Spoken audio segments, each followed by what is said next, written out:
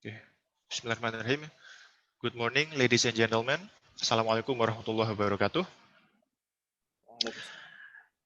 Welcome to Philcom Tech Talks today. I hope that all of you and your families are doing well and safe during this time. Philcom Tech Talks is a series of webinars which is held in the anniversary of the Faculty of Computer Science, or Philcom. And today is the first webinar of the series. My name is Randy, and it is my pleasure to be the moderator today for this event.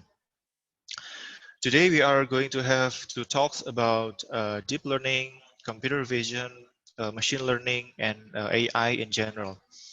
And I would like to introduce you our first speaker, Dr. Motaz Sabri. Assalamualaikum, Dr. Motaz. Walaikum salam wa rahmatullah. How are Thank you you for doing? so good. Thank you. Alhamdulillah. So before we start, let me read his brief CV. Dr. Motaz Sabri received his bachelor degree in 2008 from Riset University, Palestine. He received his master degree in 2015 and his PhD in 2018 from Hiroshima University. He worked as a software engineer in a number of companies, and since December 2019, he started working as an AI scientist in Rich Eye, a tech company in Tokyo, Japan. Today, Dr. Motaz Sabri will be talking about his experiences working as an AI scientist. This session is divided into the talk session and the Q&A session. The duration for the talk session will be 30 minutes, and for the Q&A session will be 10 minutes. So if you have questions related to the topic, please write your questions in the Q&A section. You can send your questions anytime during the session. So let's now proceed to the talk session, and let's give a warm applause and please welcome Dr. Motaz Sabri. Dr. Motaz, the time is yours. Thank you. Okay, let me first thank you for this very nice initiative. It's really nice to know people are getting aware how important AI is at the beginning. So thank you so much for hosting this event. I hope it will be one of many to come. Assalamu alaikum warahmatullah again. My name is Motaz Sabri, and I hope you can see my screen at the moment. Is it in full window? Yes. Okay, thank you so much. Okay, so I understand the background of the audience today is very colorful, multiple backgrounds, multiple seniority level. So I tried to keep that talk as colorful as possible to consider everyone's needs and expectations. I would like to share what things are booming in AI, in which direction they are going. But I also would like to give tips and advices. So the outline of my talk will be divided into the following. Why deep learning at the moment? Starting tips for those who are passionate to start. Inspiration. I'll be giving I'll be sharing some of my projects here. Projects that I worked with my own company. And a project that I've been working on with my Japanese company. I do have a small work I've been delivering in a global level, while in Japan I do something internally. I'll be talking about this shortly, and then I'll be talking about where to start if I manage to really inspire you and you are excited to go forward. What are the steps you can start with? And at the beginning, most of all, you are not alone in this. There are so many people passionate to go in this direction. So I'll be giving some tips where to start. And at the end, I'll be giving bonus material for those who are willing to proceed in a career in this direction. So maybe I can talk a bit about myself to maybe put some light on my background. Motaz Sabri, I was born in Kuwait, lived in Jordan and Palestine for most of my life, have my bachelor degree from Birzeit University. It was a colorful journey. My bachelor was through the Palestinian revolt. So it was really hard to go to university every day, but I managed to get my degree shorter than expected. After that, I worked for 5 years in software development, mostly for medical solutions, avionics solutions, and semiconductor solutions. All of those were products given for enterprises outside Palestine. Later, I realized that it's a good idea to have my own work, my own company. Started so small at home in Palestine and couldn't actually grow enough. You know, in Palestine, it's a country under occupation, a bit hard to do something that is global level. So after a few months, I achieved some success, but I couldn't grow any bigger. So I said, maybe I'm going in the wrong direction. If I try something different rather than programming and standard software development? Then the idea of research came to mind. During my bachelor, I did some really interesting research. By that time, it was new, controlling the computer cursor using your own eye, very helpful for disabled people. And that was the only research I've done before. I applied for master degree in Hiroshima University, got a scholarship from the Japanese government. And afterwards, came to Japan, continued my master degree in human computer interaction, and then followed with PhD in artificial emotional awareness. Basically, it's heavily inspired by our brain way of thinking and developing many deep learning approaches to fulfill this need. After that, and until this moment, I've been working for 2 years in research-oriented business, very unique opportunity in which I can combine both research and business orientations, like solutions for enterprises, in one pot. The main theme is novelty. Every day, there is something new to learn and something new to deliver. Global consultation and enterprises are the main targets of my work at the moment. So I'll be talking about why deep learning, but first of all, maybe it's a good idea to understand those three terms. We are confusing them and using them most likely in a very complicated manner. Artificial intelligence is the general term in which we are talking about any behavior we equip the machine with to mimic our actions or reactions. Like it can be an if statement, it can be a for loop with some sensing for the environment. Anyway, any way to mimic the human behavior is called artificial intelligence. If you go a bit more deep into this concept, you will reach machine learning, in which it's a computer program that uses statistical models and probabilistic models to mimic the human behavior, a bit more specialized term. If we go a bit more deeper, you reach deep learning, in which you give the computer a group of data and let it program itself by itself.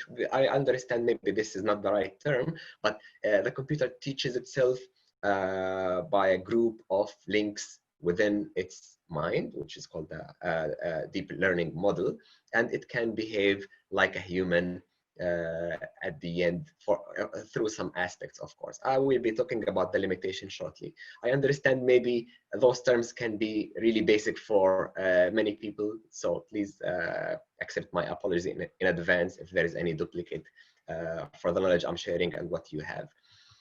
So why deep learning now? There is 3 booms happening in the history of the AI.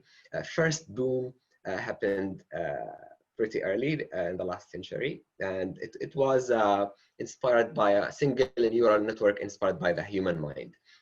Wasn't that advanced, but people enjoyed very simple tasks and like installing those small models into smaller chips and reducing the cost of development. And then things move a bit more forward and they become more knowledge oriented. You acquire lots of information and you try to teach the network, but it was limited with the computational power at that time. We couldn't go any further.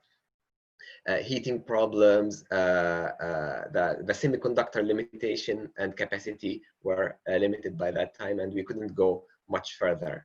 And then comes the third boom, which we are living at the moment, in which there is high competition, very advanced models, and there is lots of research being done every day to broaden our understanding for this concept.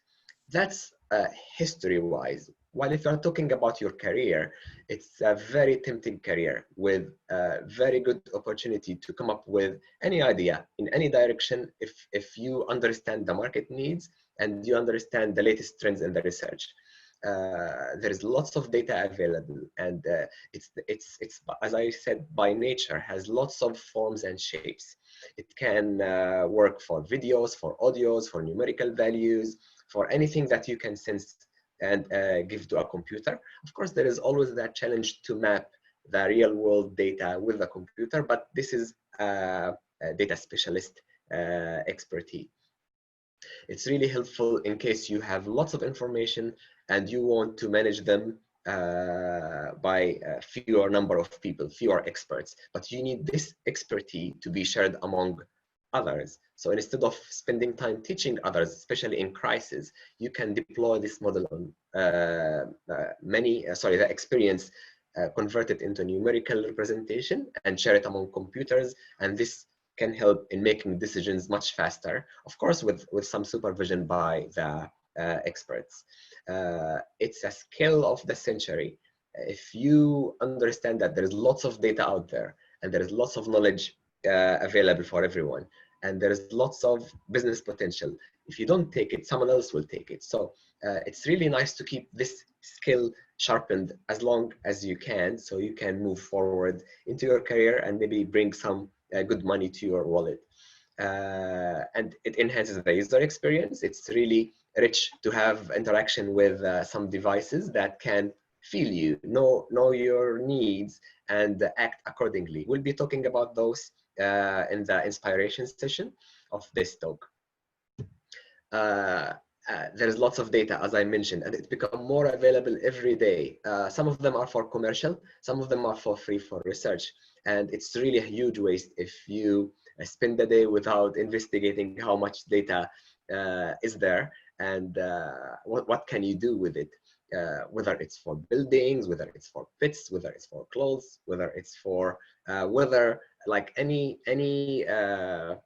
data can be interpreted as knowledge for the computer, and there is always hidden information in there. We may not be able to see it. That's why we can use different type of models to extract this knowledge, or we can observe the knowledge, know what to look at, and teach the computers, sorry, or the models to take actions on behalf of us. The second thing is the computation democratization. Previously, we had data accessing the data. Now we have the data and we have the hardware to come up with novel solutions with technically endless borders. You can access a computer through your browser, drop your code and your data there, train the model and download the model and sell it with almost zero cost if you look at it through the previous project management cost.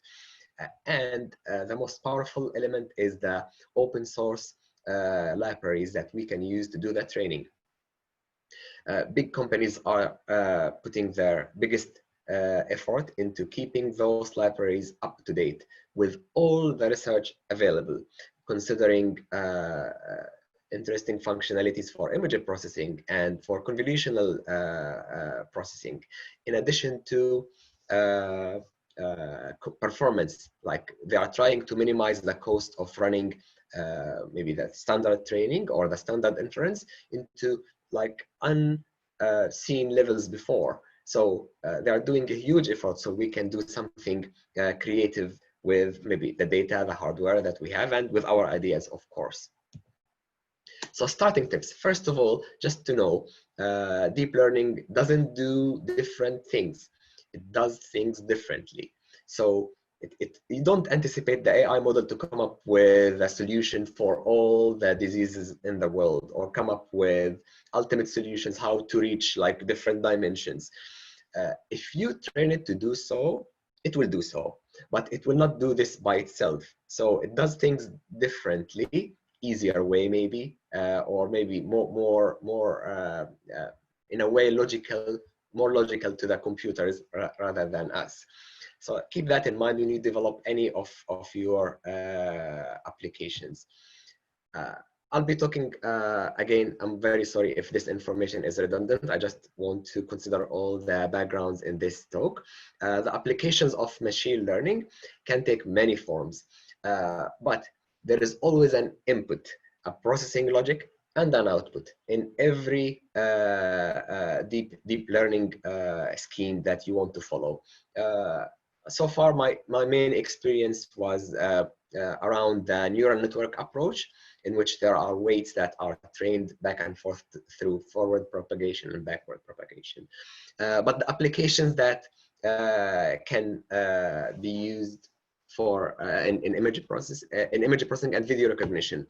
For instance, if you do have pets and you want to classify them into groups or even breeds, AI can help you in that. If you have your information classified and you build your own model, you just give the model this data and it will be able to understand, oh, this category depends to this class, this category depends to the other class.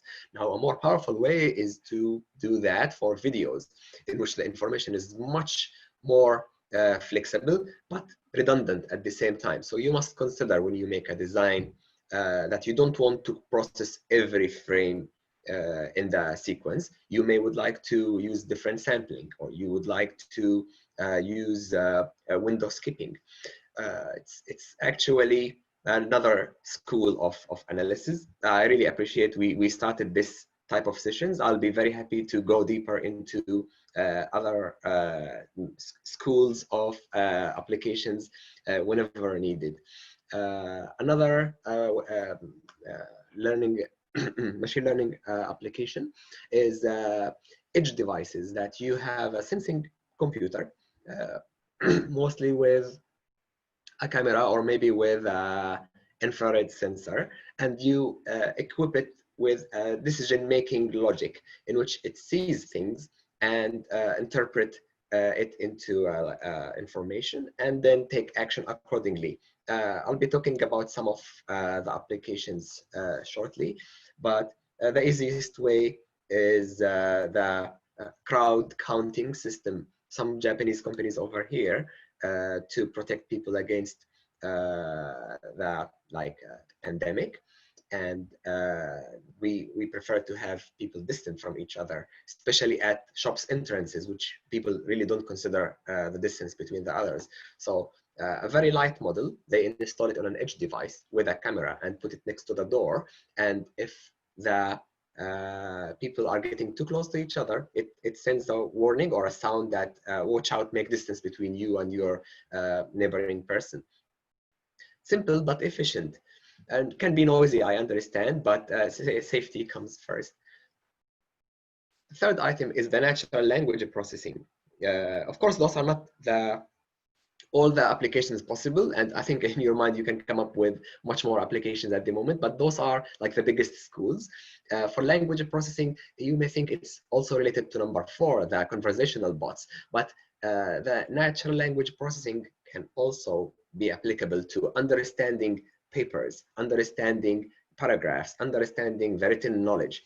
There is a lot of research in this direction, especially when they want to know what is your favorite news that you love to observe. So they analyze news websites and analyze your choice for them and try to find the similarity between the features of the topics that you read often and your background, and try to link them and recommend more news that you like to you. Very similar to the logic maybe that you see in articles that Facebook keeps adding to your feed. That's actually a combination between visual and audio, but it's worth mentioning that there is a heavy natural language processing happening there. Voice and conversational bots are very powerful techniques to help customer care handle the huge number of people that are willing to have queries or just talk at some level. There are so many nice applications that help people during the corona situation. Cases like if you would like to have proper treatment, where to go, or if you would like to know what are the main factors for getting infected, how to avoid them. There is plenty of applications, but one interesting one was when we work at home for a very long time, you start to evolve some sort of abnormal behaviors, feeling lonely, willing to talk with someone. So there is a very nice bot that is a mental expert. It tries to get the best out of you and release you from stress by talking to you about your daily activities. It's a bit creepy when you see how involved that bot can be in your life. But if you feel lonely, one said for a few minutes a day, you can just talk and you just put it aside right away. Don't get attached to it. It's designed to show you the ultimate level of support, so we feel a bit dependent on it at some point. The last part is the fully managed machine learning, which is used for in many enterprises, in which the computer tries to operate an entire platform by itself, and it will always, of course, be supervised by a person to make the final decision. But those machines are very powerful, first of all, and the amount of information is always up to date, and there is always active learning component in which there is a new information. We don't want to retrain the model again. We add this new information to the knowledge block, and the model keeps learning on the go. So the learning methods can take three main forms. The supervised approach, in which you do have examples and you know where do you want to go. So as we said before, we have classes and categories, dogs, cats, lions, and we want to categorize them. So the teacher signal will be, this is a cat, this is a dog, and this is a lion. And we want to predict later, maybe through an AI model that we will put in the wild, that what do we see now? It's a dog. So you can make the model understand what are those. Now this example is really simple, but you can take it to the next level, and maybe you would like to classify furniture in an apartment and try to tell which item is broken and which item isn't broken. You can take it to as far as you want. The unsupervised approach is the most creative one at the moment. You don't know what are you looking at, but you know there is information hidden within this data. There is a relationship between all those components within what you see at the moment. This school of learning, the unsupervised, is the most school used in anomaly detection, in which you have a pipeline, let's say, and it produces cans. Some of those cans have scratches in them or bent. You don't know what are those anomalies. Like, they can take any form. They can take upside down can, they can take a scratched can, a leaking can, but of course the leak can take many forms as well, but you don't have data.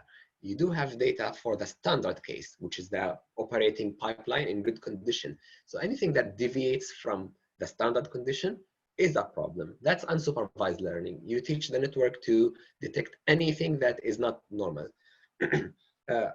I'd love to talk more about this, but I understand I don't have that much time. The last school is the reinforcement learning, in which the device, that the learning device, has curiosity in a way. So it tries to explore by itself with the environment that you give to it. It's heavily related to robots or hardware, machines that can go into the wild and operate. Now, it's really dangerous to depend on them, but it's really dangerous to let them train themselves by themselves in the wild. So the most common used approach is to use a simulator, closed environment, and you let the agent interact with this closed environment inside the computer, learn, and then you put this knowledge to a real robot in the real world and let it interact. There are so many applications. The most common one, I think, the Boston Dynamic robots, that they can carry weights and move from place to another to drop equipment. They taught the robot how to walk, how to carry, how to lift, how to pick dropped items during operation. So where to start? I'll be talking just like fast in this perspective. You just need Python basics, and gradually you can build your knowledge. But starting point is a Python basic, desire to learn and make mistakes. That's really common. Like the main base of operation for machine learning is the computer will make mistakes and learn from them, and then improve on the go. So we are not an exception in the learning process. It's the best way to learn, make mistakes, but keep the desire to learn high. Many people are complaining we don't have enough computational power. We all do have it, and there is nothing called enough computational power at any moment. You always need more. No matter how you optimize your code, you can always come up with an idea that require more processing. So there is Google Colab that will allow you to deploy your model, as I said at the beginning, through the browser. You put your data online, of course, in your Google Drive, so it is secure. No one can take the data that you prepared from you unless you are willing to share it, and then put your code and start the training, download the model and use it maybe in an edge device or maybe in another website. That's also a possible thing to do. We'll be talking about it shortly as well. So 3 components when you do any machine learning program. First thing is the core part, the learning part. We call it the activation, which is the main unit of the neural network. If you are talking about it's the small node that is in every dot over here. It's called the activation. And in our case over here, it's called the sigmoid function. We can get into more details in another session. And then the weights, which is the starting point of learn for this model, and the training data for this model. In this case, I'm talking about a digital gate. You engineers might be familiar with it, which is when you give 0, 0, you have 0 output. 0, 1 gives you 0 output. 1, 0 is 0 output. 1, 1 is 1.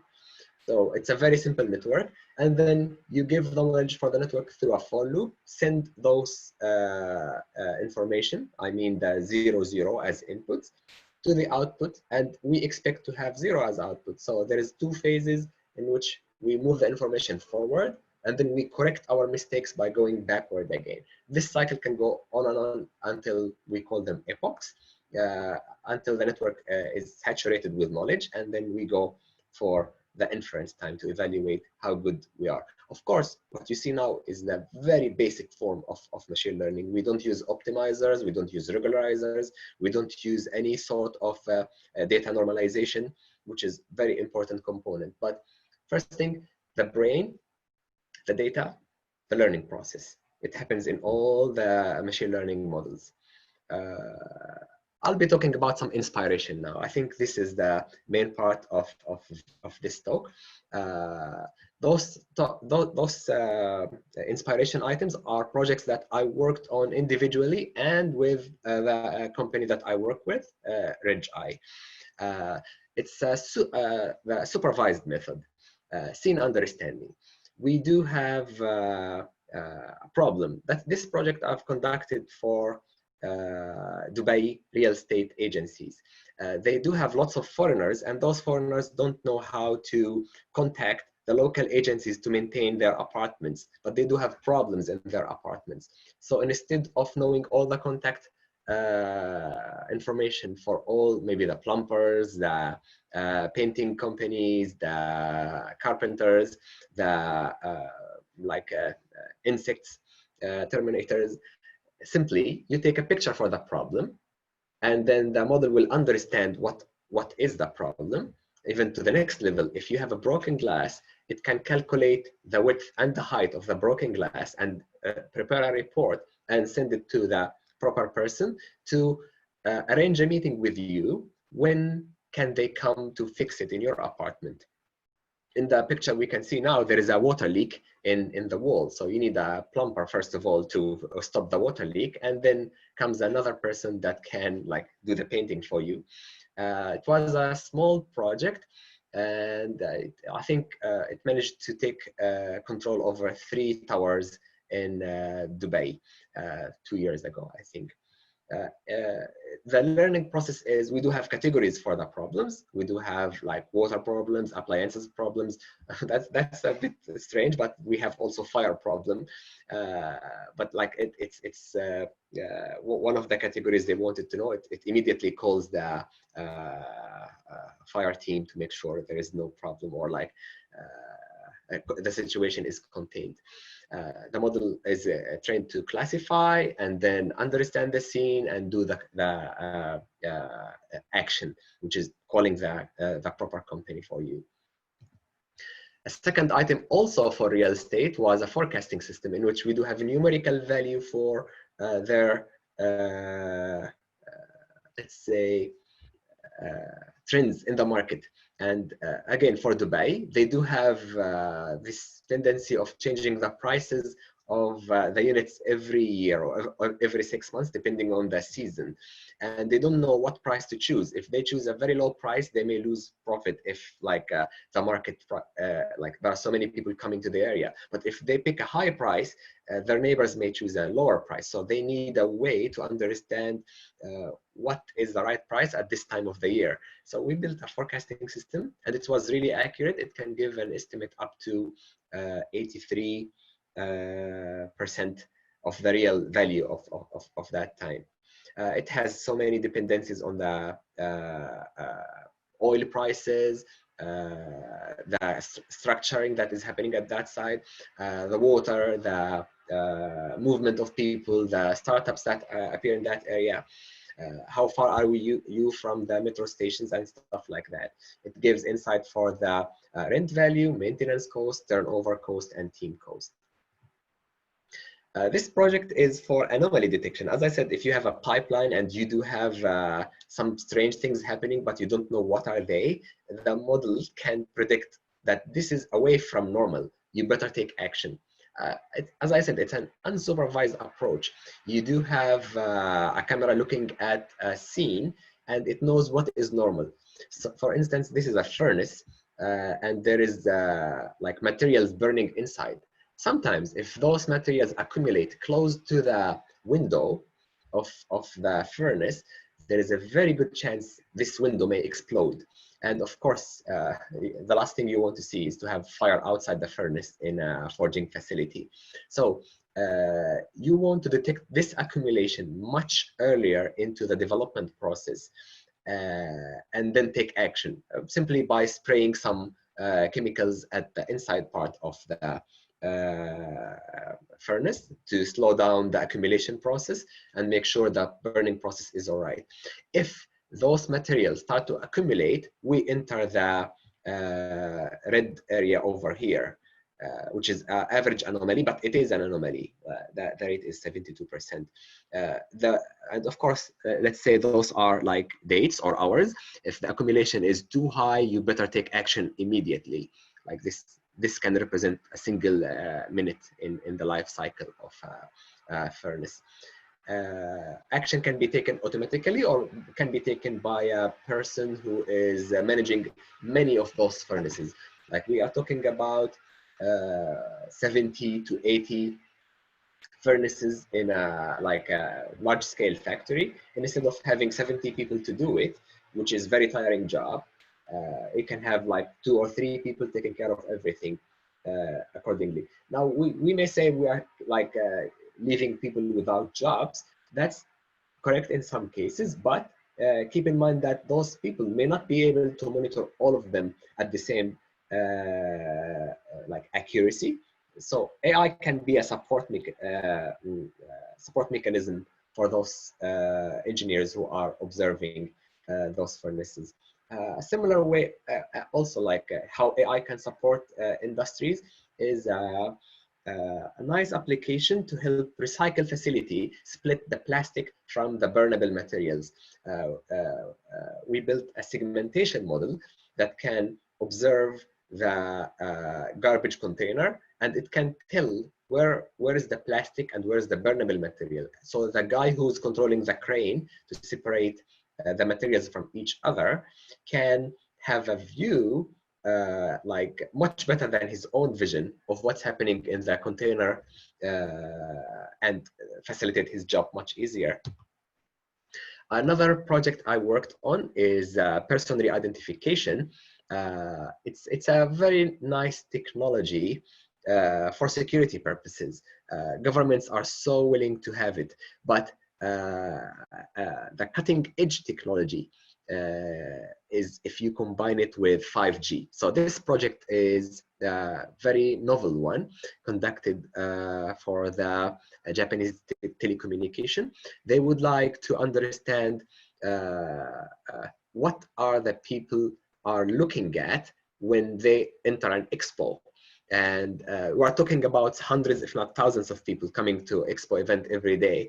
And if a person comes to a certain location, we would like to know where did he go, which booth did he visit, so we can recommend other things for him in advance, of course, with agreement of the person. So we can tell which person said yes and which person said no to be tracked. So if you like to know person A, where did he go, you simply click on his button over here, and you can tell at the right picture where did he go, to which areas did he stop, and how long did he stop. Now, the current technology doesn't support like more than 2 or 3 cams, but we managed to receive state-of-the-art results and managed to track people with real-time, rich report, and very promising future, especially if you are talking about what can it be used for.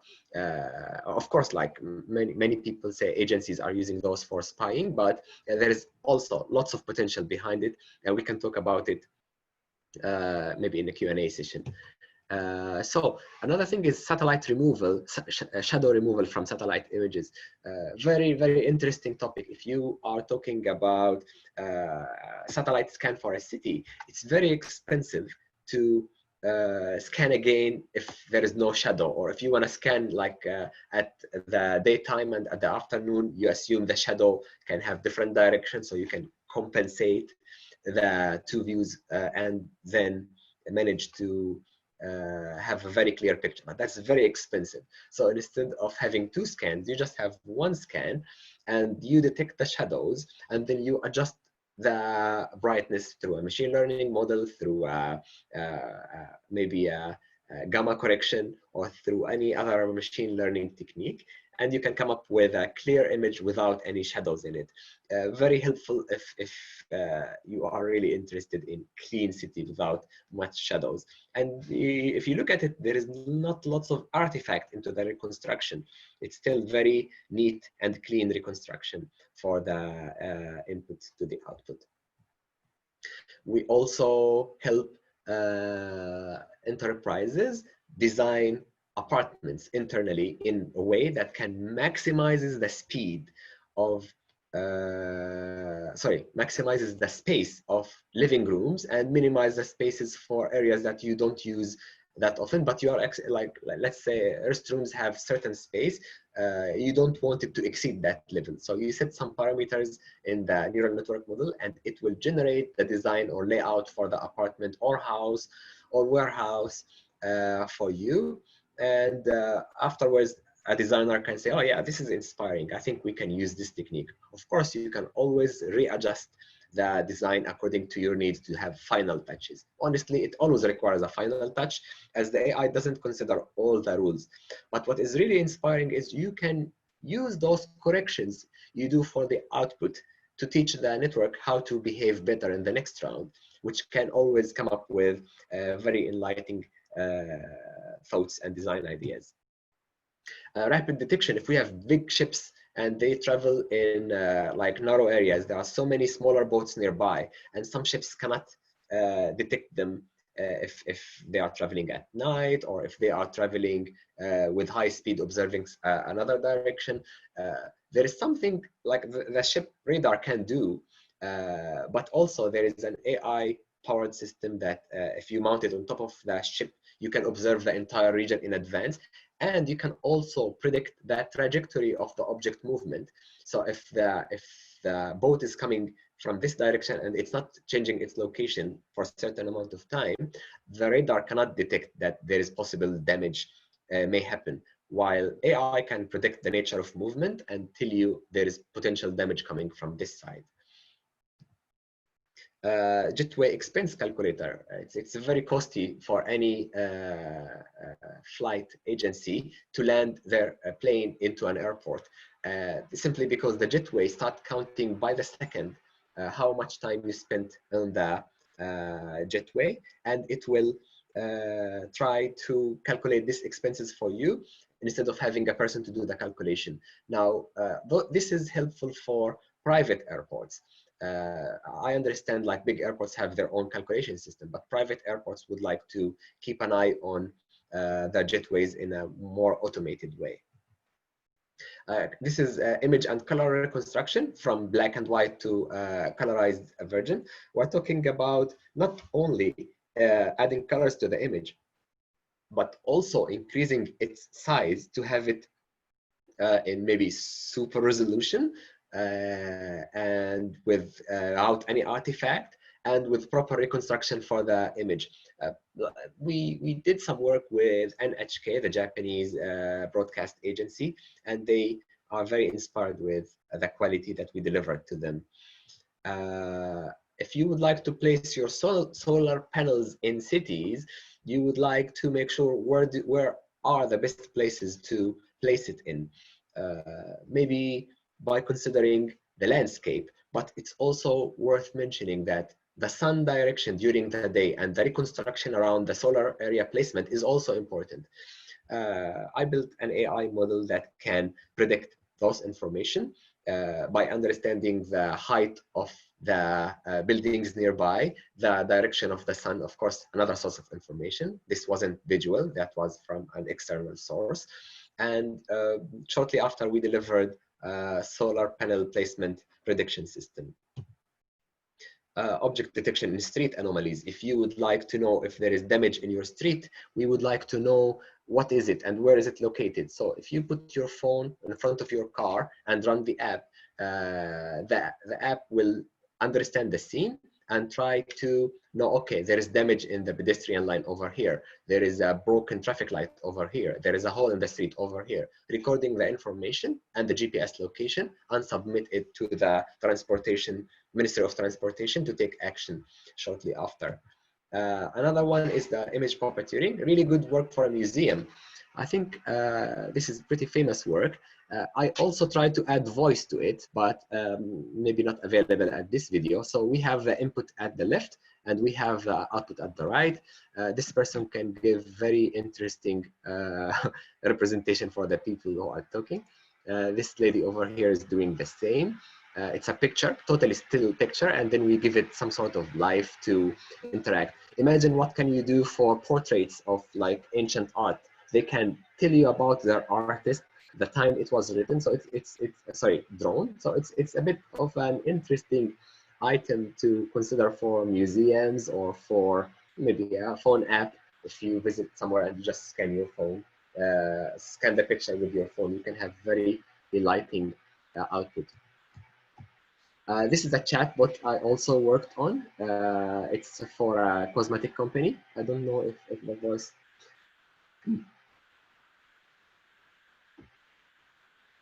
She can speak. I hope you guys can hear it. She,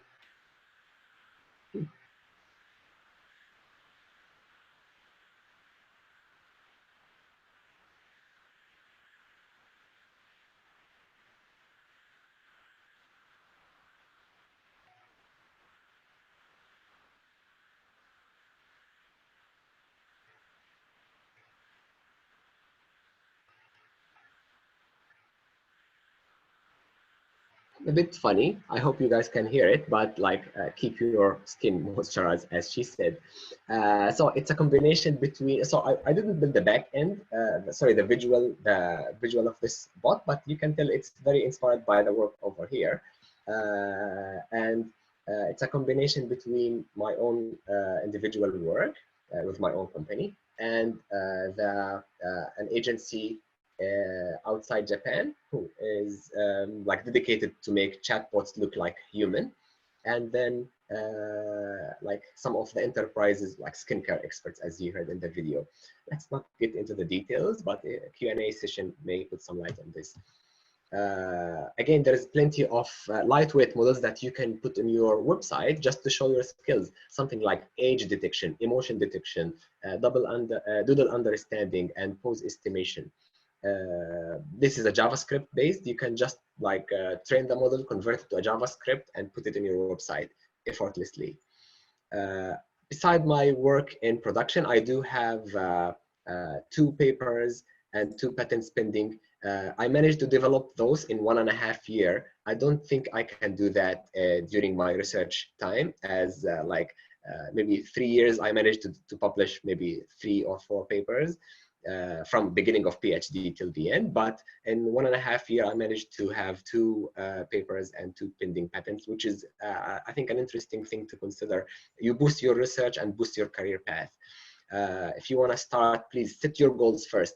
Don't start aimless. Make sure you are aware where are you going.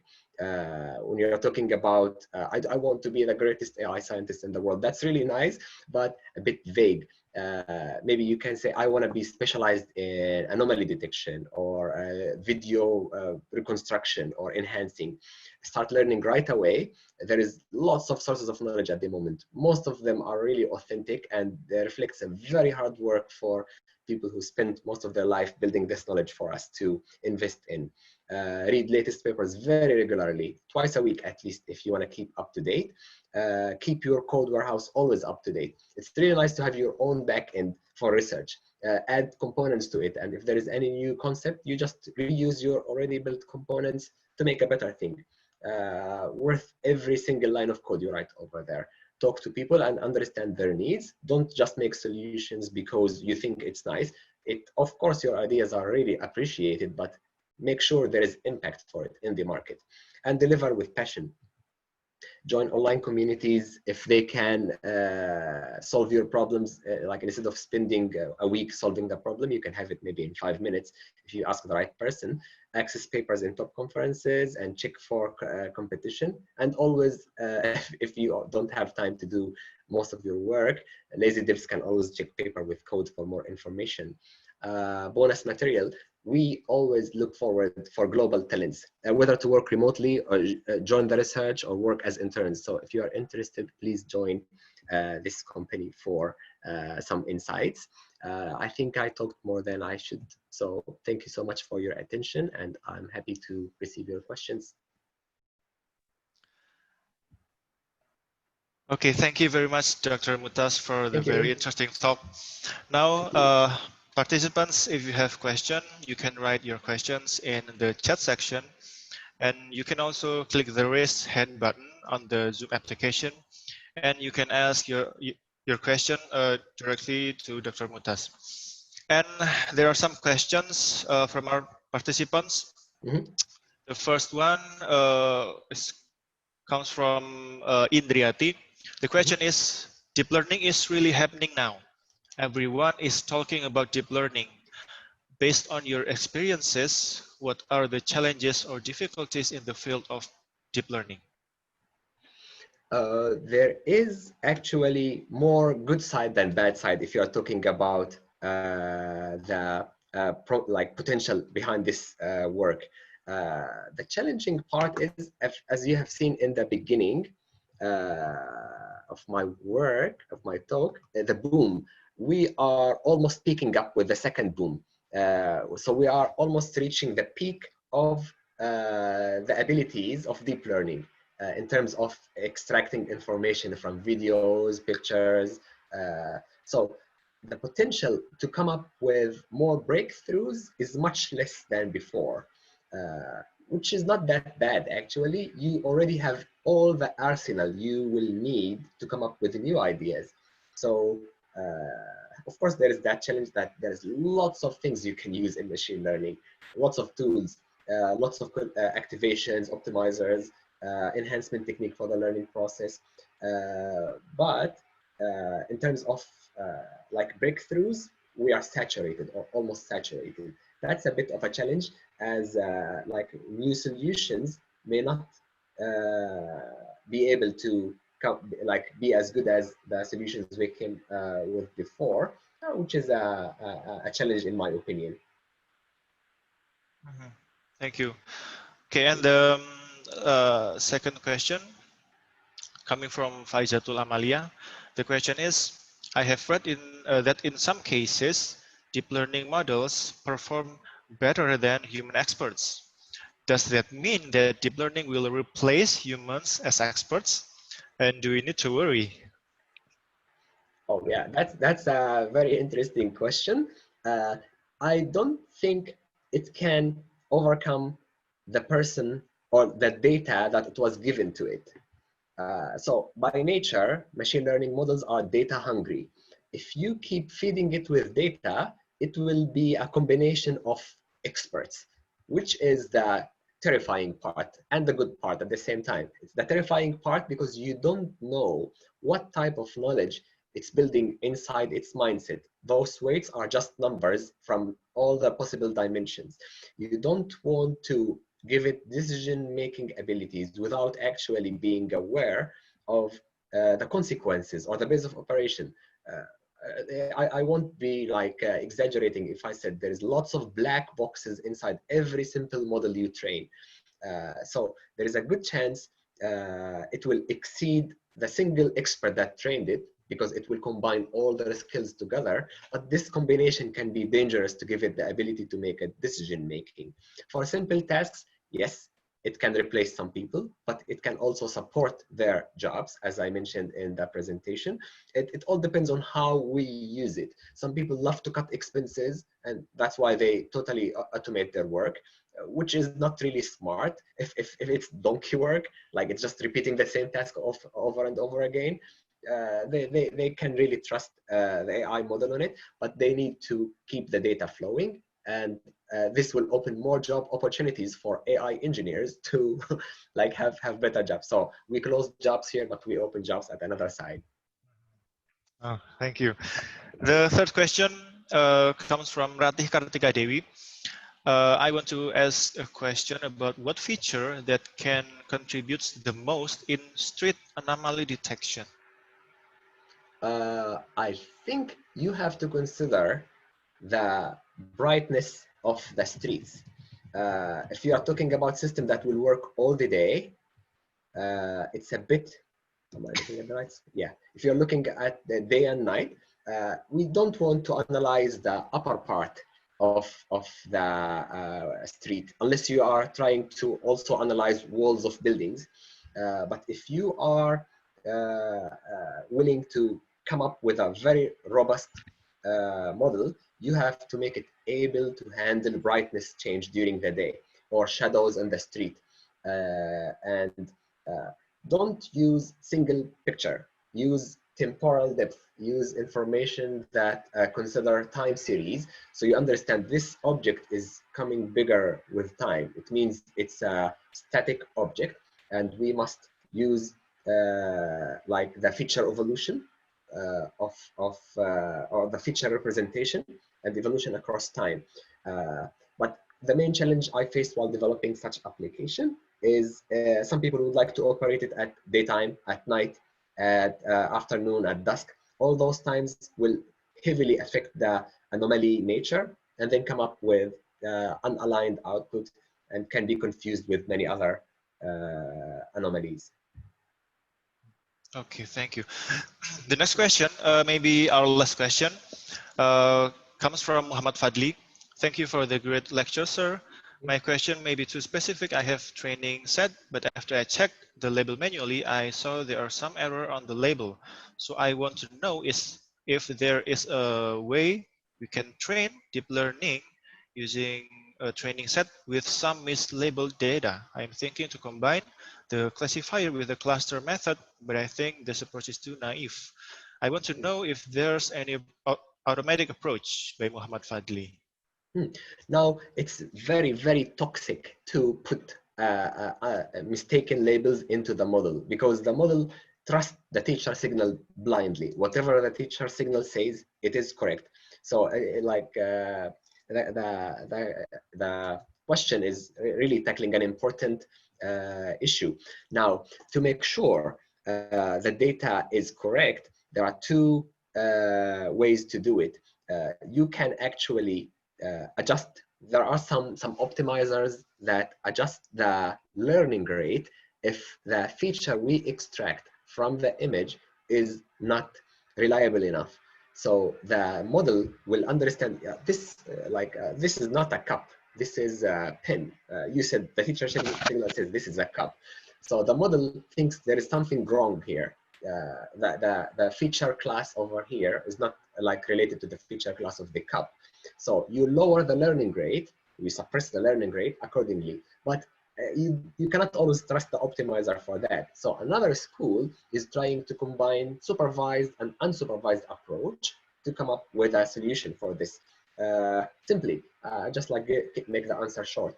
If you have one folder that has people faces looking forward, left, and right, and you want to separate them from each other, what you do is you teach the network autoencoder based, let's say, to reconstruct input and output, and you use the hidden layer as a feature for that classifier to tell the network that this person, the person is looking at the left has this feature type, forward has this feature type, and left has this feature type.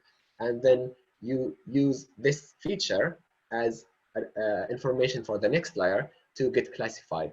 I don't think I totally solved the problem of the mislabeled classes, but you can use semi-supervised to make sure you are giving the correct information for the machine learning supervised model. Thank you very much. So I think we have discussed all the questions, and that's it for the first session. Thank you very much, Dr. Mutaz, for the very interesting presentation. Let's give him a warm applause. Thank you for joining our webinar today. Thank you so I much. hope to see you again in the next event. Thank you very much. Thank you so much. Have a good day. Thank you. For the second session, Dr. Novanto Yudhistira will be talking about research in the field of deep learning.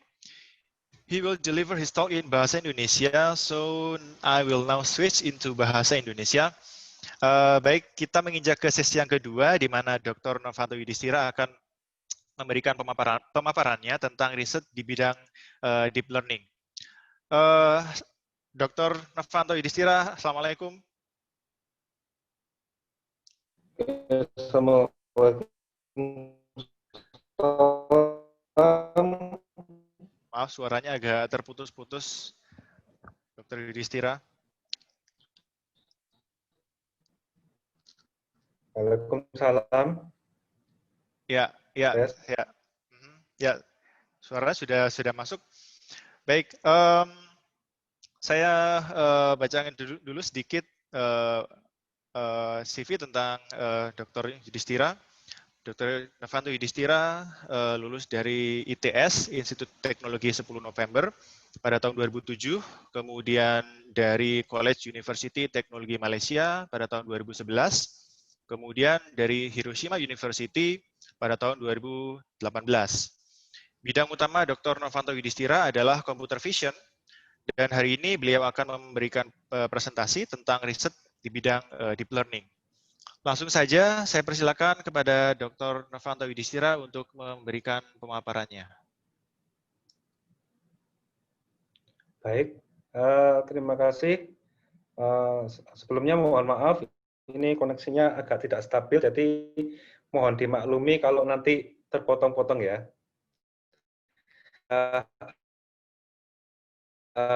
Profil saya, jadi mungkin yang mahasiswa Filkom sudah ada dosen Filkom, dan saya menyelesaikan studi di Hiroshima University sama dengan Tuan Motas.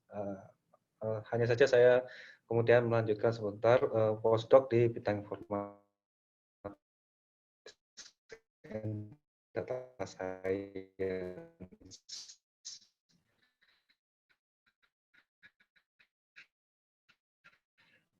Oke, mungkin saya hanya melengkapi terkini untuk deep learning ini, terutama dalam tahun 2020, terus kemudian nanti kira-kira apa yang dibicarakan nih pada tahun 2021 dan seterusnya. Oke, ini adalah beberapa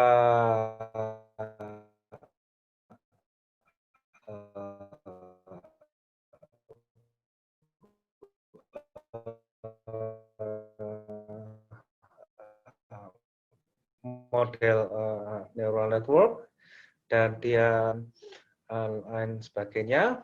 Yang di sini saat modern deep learning ini banyak yang menggunakan arsitektur convolutional neural network.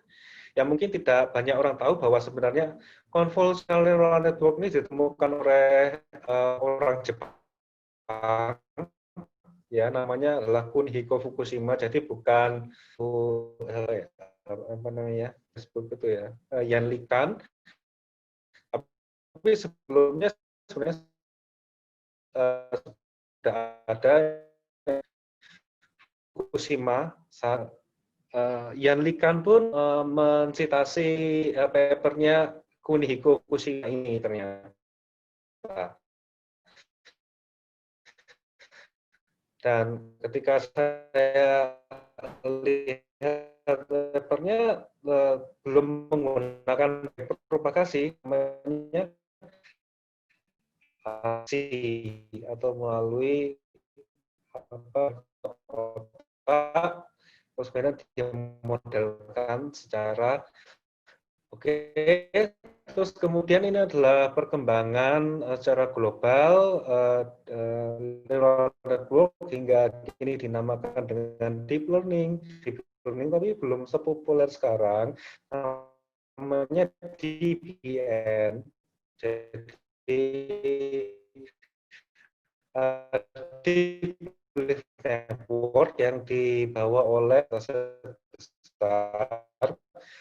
dataset raksasa, sebuah apa namanya momentum bagi visual neural network yang dalam, parameter yang besar, itu untuk meraih akurasi yang lebih tinggi daripada metode-metode sebelumnya, terutama di tahun 2012. Terus setelah itu berlanjut, berkembang yang arsitektur yang namanya GAN, Generative Artificial Neural Network, dan seterusnya sampai sekarang ini ada yang namanya transformers, untuk utamanya adalah klasifikasi teks,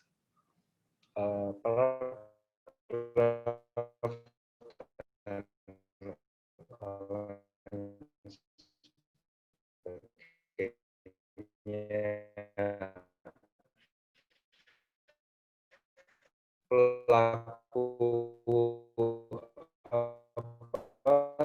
industri bisa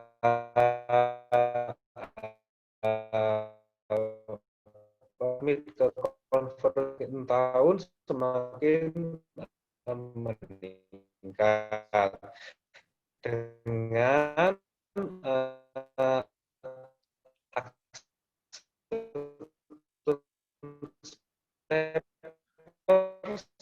Maaf Pak Yudis. Maaf Pak Yudis, sepertinya materinya sangat terputus-putus sehingga sepertinya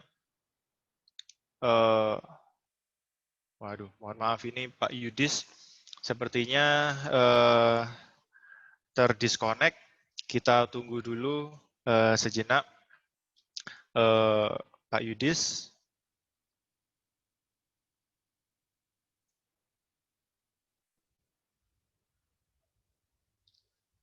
Pak Yudis, apakah sudah tersambung lagi?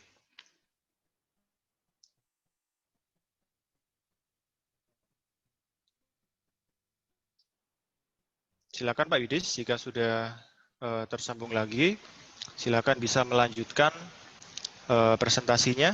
Tadi cukup banyak, sangat terputus-putus. Oh gitu ya? Iya. Silakan, tadi belum sampai di sini. Tapi kalau yang terakhir sudah tadi. Kelihatan share-nya. Sudah, kalau screen sudah kelihatan. Oke gitu ya? Iya. Tapi tadi screen-nya masih belum sampai di sini, masih yang sebelumnya ini. Oh, sebelum ini Ya, ya. slide-nya.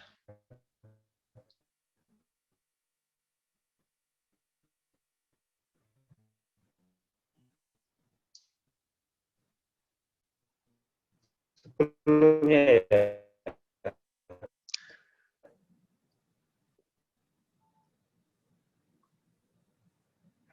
Sini ya.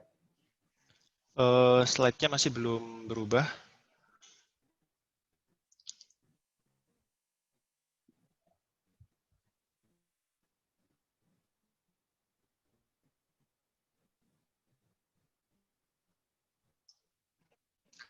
Kedengaran Pak Randy? Ya, masih terputus-putus sekali audionya.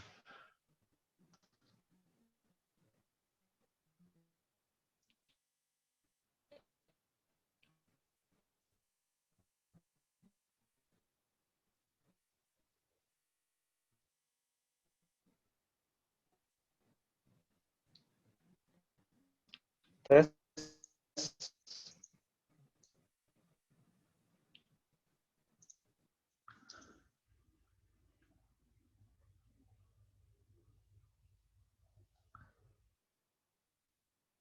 Halo, Pak Yudis.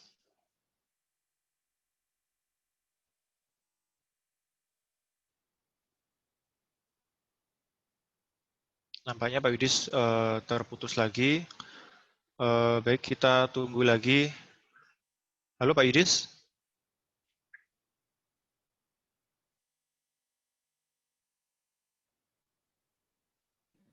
Tes. Ya, Udah tersambung? ya, ya. Untuk sekarang audionya terdengar. Oke.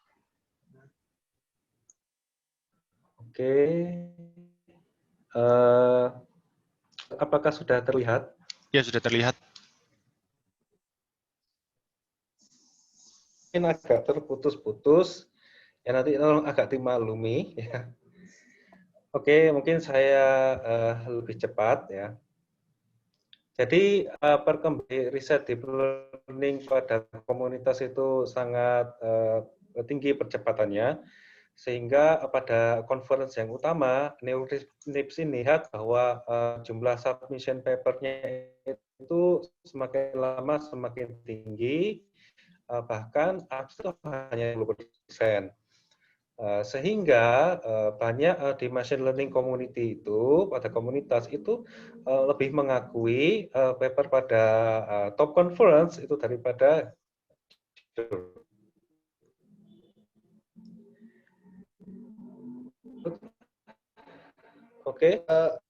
pada tahun-tahun itu sebenarnya backpropagation itu sudah diperkenalkan di pada tahun 1900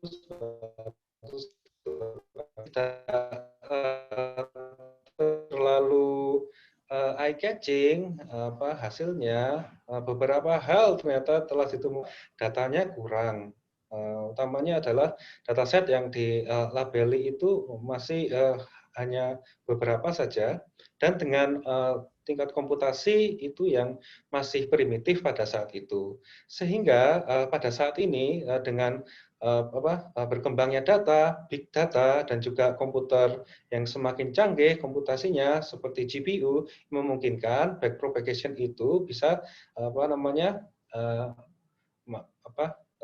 mengupdate neural network dengan parameter yang besar itu dengan optimal. Dan ini adalah teori yang berkembang sekarang, di mana dibangun oleh Andrew Ang dari Stanford, yang mengatakan bahwa dengan bertambahnya data, maka deep learning itu nanti akan semakin tinggi secara dia akan terus meningkat ya dengan bertambahnya data seiring parameter yang ada di dalam arsitektur neural network tersebut. Sedangkan pada traditional machine learning itu akan stuck pada satu titik tertentu, tidak dapat berkembang lagi. Oleh karena itu, deep learning itu sekarang banyak digunakan utamanya berkaitan dengan penggunaan big data. Nah, ini adalah untuk tahun 2020 itu ada beberapa pada library dari deep learning. Seperti yang kita ketahui, ada dua library besar yang sering digunakan, utamanya untuk peneliti. Ya, untuk peneliti banyak digunakan TensorFlow dan PyTorch. Di antaranya karena kemudahannya dalam memodifikasi model, terus kemudian mentrain gitu kan ya, kefleksibelannya untuk kita bisa memodifikasi model dan lain sebagainya. Saat ini berkembang yang namanya TensorFlow 2.0. Pada sebelumnya, TensorFlow itu sifatnya adalah imperatif, jadi kita harus mendefinisikan semua input, model, dan lain sebagainya sebelum dieksekusi. Sedangkan PyTorch itu seperti layaknya programming biasa, yang dia jadi tidak perlu kita mendefinisikan semua. Jadi sembari kita meran itu nanti variabel-variabelnya akan update sendiri. Seperti itu. Contohnya adalah seperti ini. Kalau TensorFlow 1.0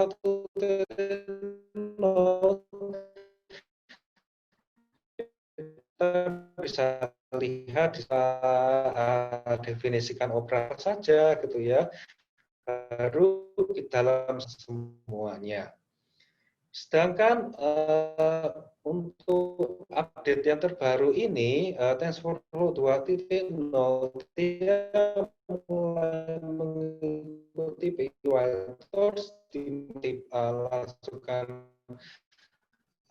operasi tanpa semuanya, terus kemudian kita feed ke session. Itulah adalah kemudahan TensorFlow 2.0 karena TensorFlow dari Google ini mulai menyadari PyTorch.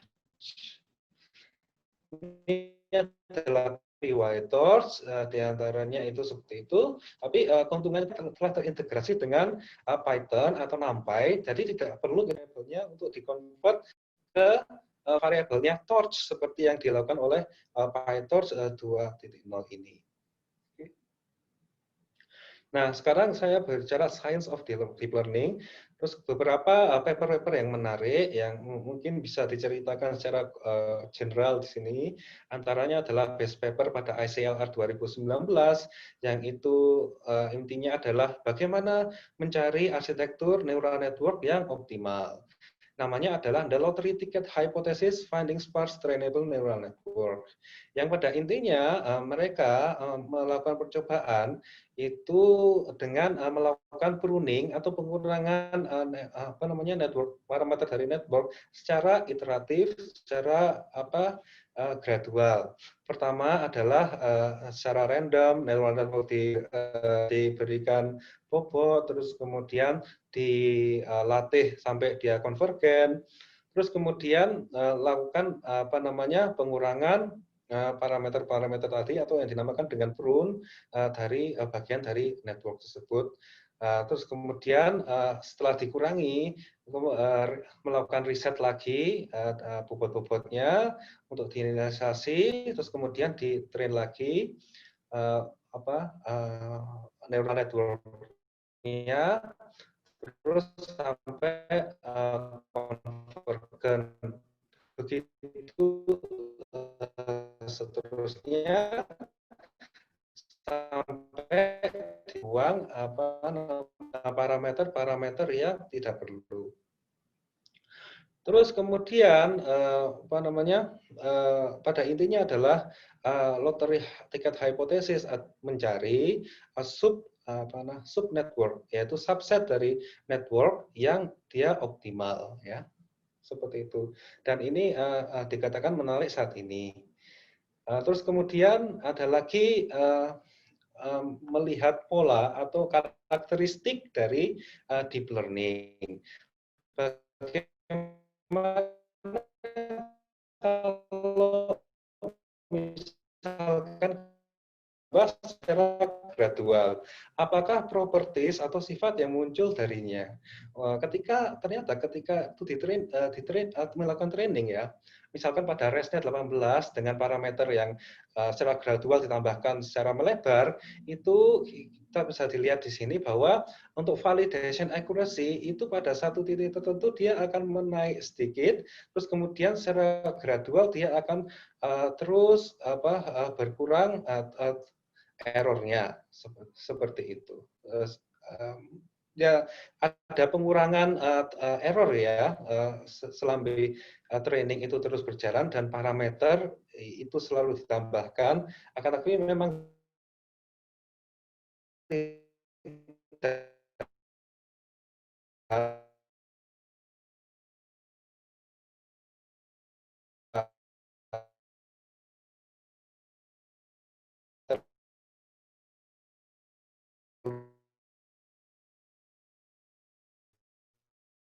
itu tahun 2020.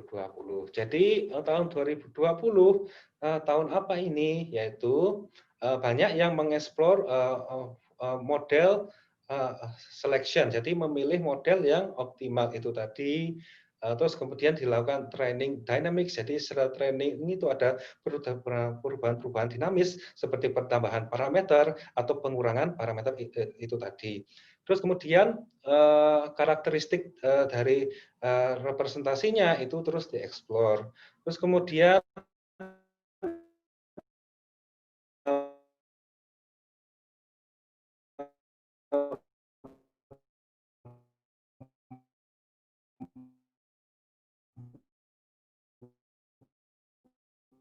menarik adalah dari deep learning tersebut. Jadi uncertainty ini adalah jadi ketika kita melakukan training pada satu waktu, kan kita terus kemudian kita training itu pada waktu yang lainnya, biasanya hasilnya itu tidak sama persis. Jadi ada semacam gap atau ada semacam apa namanya ada rentang gitu. Nah, itu yang dinamakan dengan uncertainty. Nah, ketidakpastian itu akan terus dieksplorasi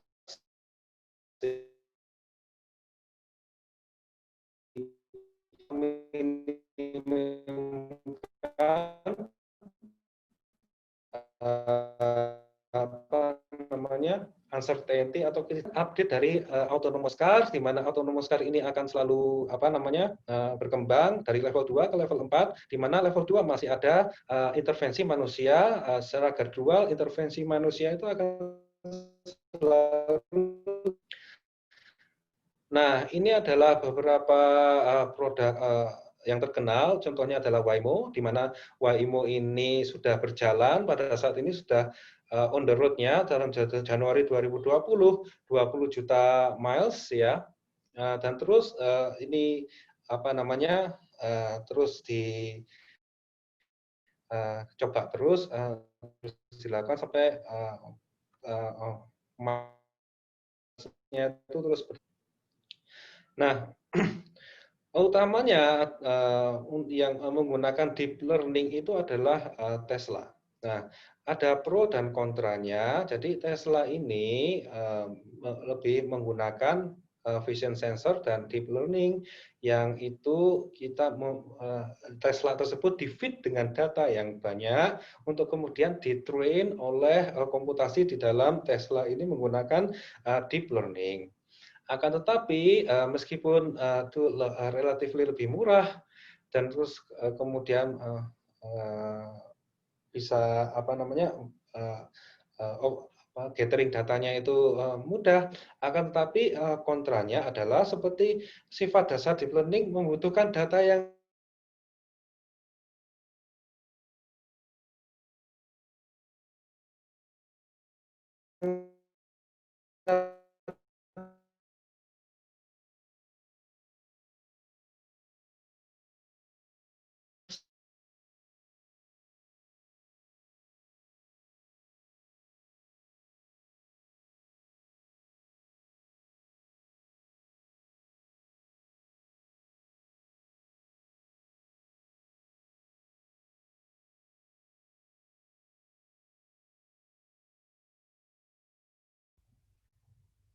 Pak Yudis, sepertinya terputus lagi Pak Yudis. Baik, Oke, kita saya lanjut lagi.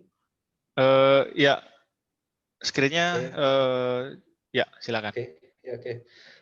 Tentunya LiDAR ini dengan data yang lebih sedikit bisa mendapatkan akurasi yang tinggi. Jadi ada pro dan kontranya dari masing-masing teknologi pada Tesla dan Waymo ini. Pada dasarnya keduanya itu kilometernya terus berjalan dan terus diuji cobakan. Terus kemudian ada lagi yaitu active learning, terutama pada case-case real time, di mana ketika nanti deep learning itu sudah dimasukkan dalam proses produksi, harus tetap melakukan learning untuk selalu meningkatkan performanya, menambah informasi-informasi yang sebelumnya belum pernah didapat. Jadi ini adalah arsitektur yang namanya active learning, di mana dia melakukan task untuk melakukan perception, terus kemudian prediction, tapi ada satu titik di mana dia harus mendiscover informasi-informasi baru, terus kemudian nanti kita sebagai manusia pada satu titik itu juga ikut melabeli, mengadaptasi, dan juga kemudian dilakukan training ulang, dan begitu seterusnya. Dan active learning ini pada beberapa task sudah dilakukan. Bisa berupa single task learning, di mana masing-masing task, misalkan object detection, deteksi garis, terus kemudian mendeteksi area yang bisa di drive, ya bisa di supiri, terus kemudian menjerit trajektori dan lain sebagainya, masing-masing dilakukan satu persatu.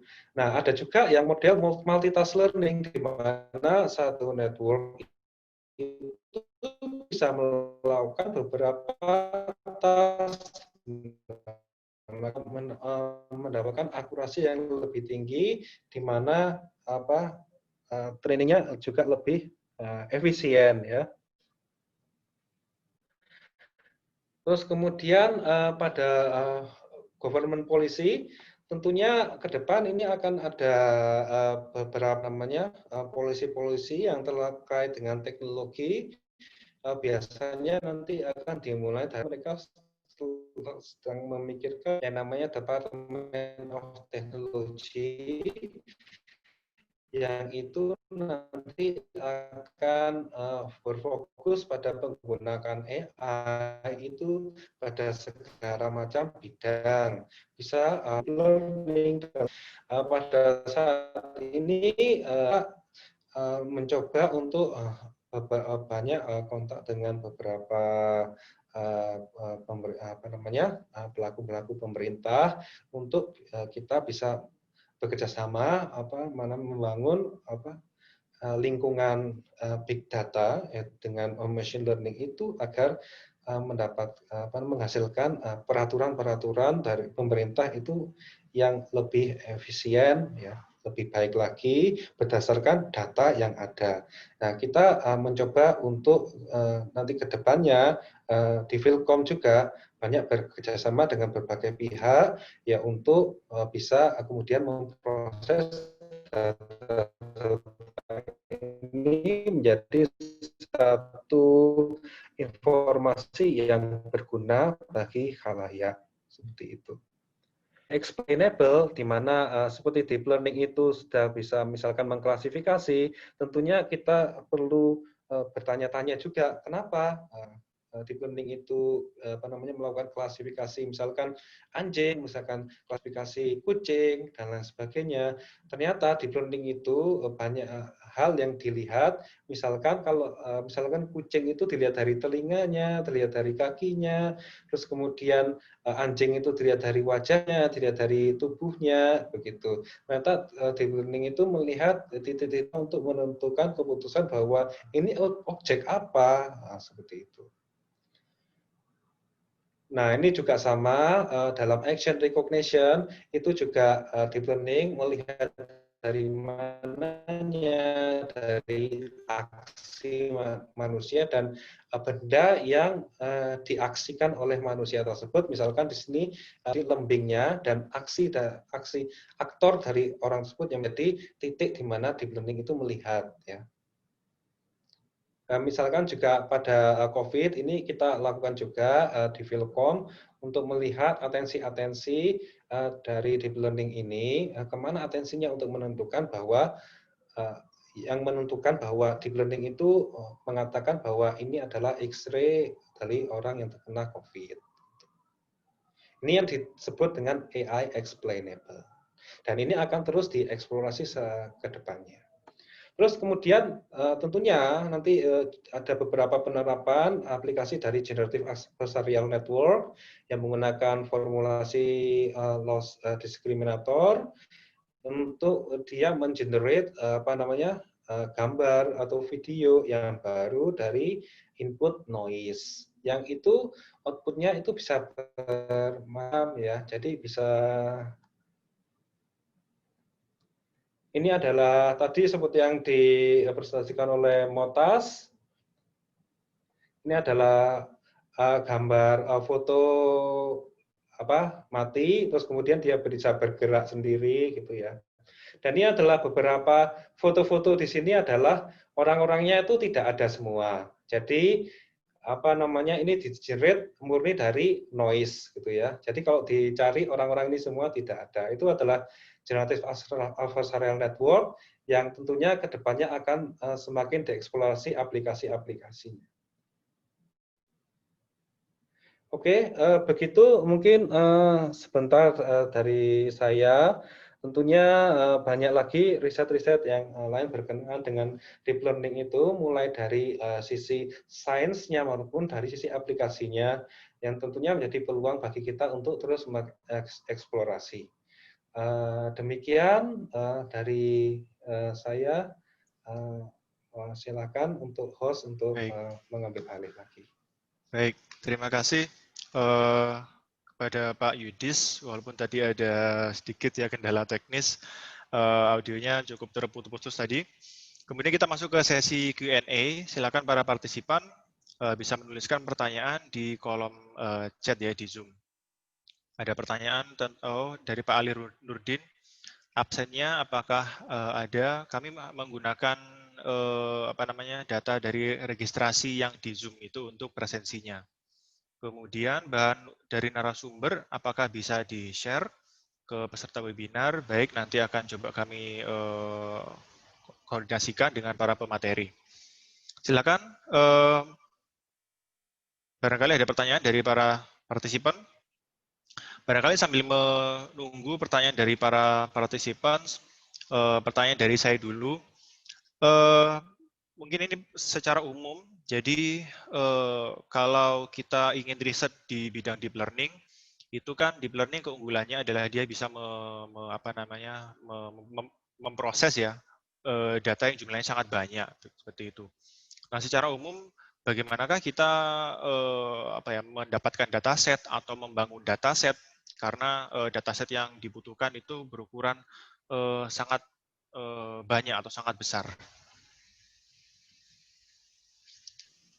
Oke, baik. Jadi untuk selama ini yang kita lakukan adalah kita mendapatkan dataset dari internet ya. Beberapa dataset umum yang dipakai oleh peneliti-peneliti lain dari internet yang itu sudah besar dan sudah dilabeli, dan enaknya adalah langsung bisa komparasi dengan metode yang lainnya. Itu seperti ImageNet, seperti kalau di video itu ada namanya kinetics, kalau di teks itu ada apalagi tentunya banyak sekali, apalagi sekarang Google sudah memprovide dataset tersebut free untuk dipakai oleh kalangan manapun. Ya tentunya kalau kita mengenerate sendiri datanya, tentunya sulitnya adalah terbatasnya tenaga, waktu, dan biaya. Seperti itu. Untuk saat itu yang bisa dilakukan, tapi nanti kalau misalkan itu sudah pada sisi aplikatifnya, mungkin kita bisa mengenerate sendiri. Jadi misalkan dari dataset citra, ImageNet itu nanti misalkan kita aplikasikan dalam satu hal yang spesifik, kita dapat melakukan transfer learning, terus kemudian di fine tune dengan dataset kecil yang kita dapatkan. Itu mungkin adalah salah satu cara yang untuk saat ini realistis dilakukan. Itu, Randy. Baik, kemudian tadi kan disinggung ya sedikit tentang framework yang paling populer digunakan TensorFlow dan PyTorch. Nah, kalau Pak Yudi sendiri berdasarkan proyek-proyek yang sudah pernah dikerjakan, Pak Yudi sendiri menggunakan framework yang mana, atau apakah mungkin dua-duanya, atau barangkali kalau hanya menggunakan salah satu, misalnya TensorFlow misalnya, apa alasannya untuk menggunakan framework tersebut? Oke, baik, makasih. Sebentar, internetnya ini pernah melakukan dua-duanya, TensorFlow punyanya Inar. Itu dulu saya memulai belajar di learning itu menggunakan generators, makanya saya Maaf Pak tahu Yudis, audionya bagaimana. terputus-putus.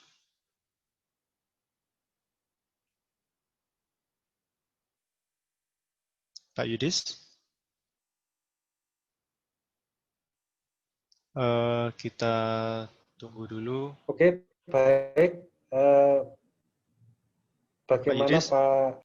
Ya, Iya, iya. Tadi audionya terputus-putus sekali. Jadi barangkali bisa minta iya. tolong dijelaskan lagi. Oke, oke, oke. Pada ini saya pernah mencoba dua-duanya, PyTorch pernah dan TensorFlow juga pernah. Satu lagi library miliknya belajar awal deep learning itu menggunakan channel. Oleh karenanya itu saya tahu bagaimana PyTorch bekerja dan ya seperti itu. Ya. Pada intinya kalau dari pengalaman pribadi saya, tapi lebih sering menggunakan ini. Baik. Silakan dari para partisipan, jika ingin bertanya langsung, kami persilakan untuk bisa mengaktifkan mic-nya untuk bisa bertanya langsung kepada para narasumber kita.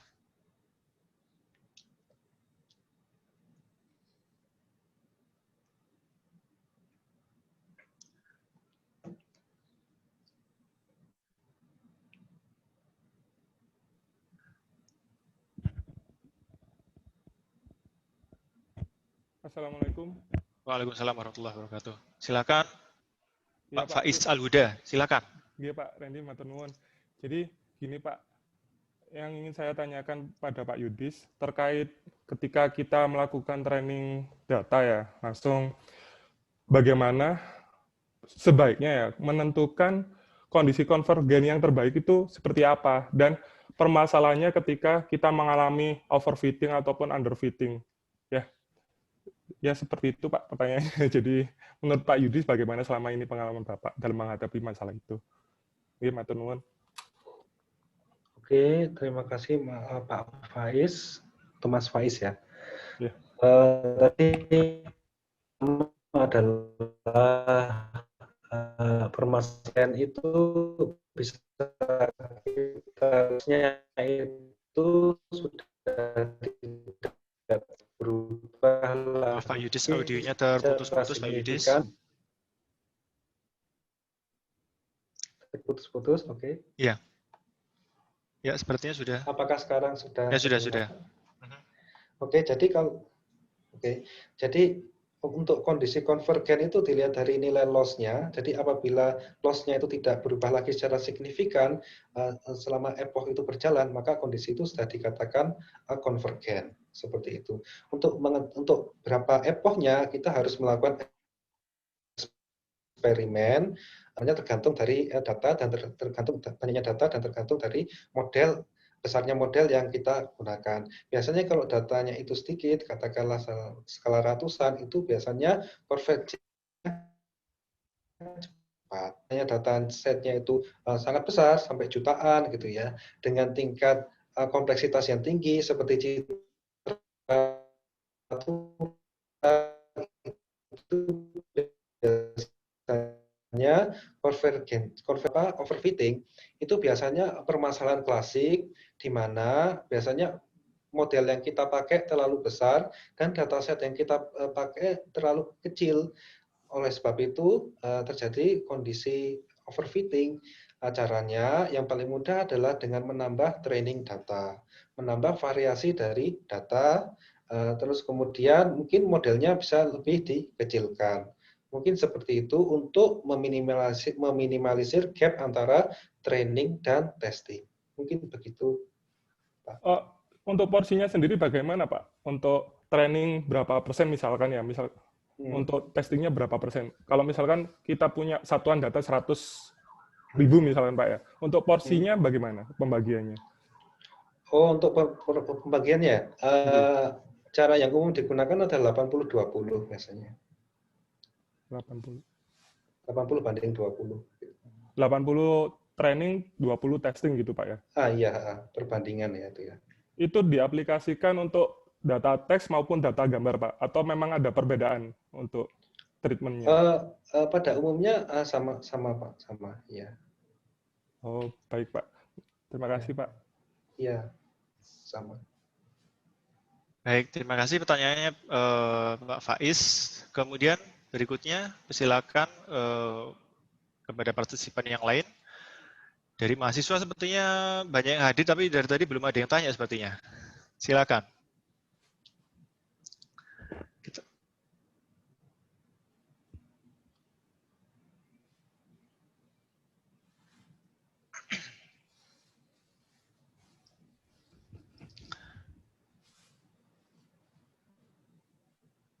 Apakah sudah tidak ada pertanyaan?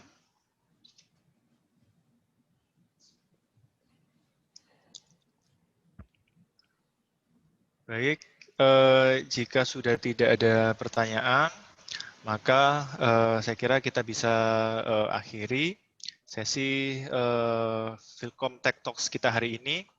Terima kasih untuk semua pemateri kita. Thank you very much, Dr. Mota Sabri and Dr. Novanto Yudhistira.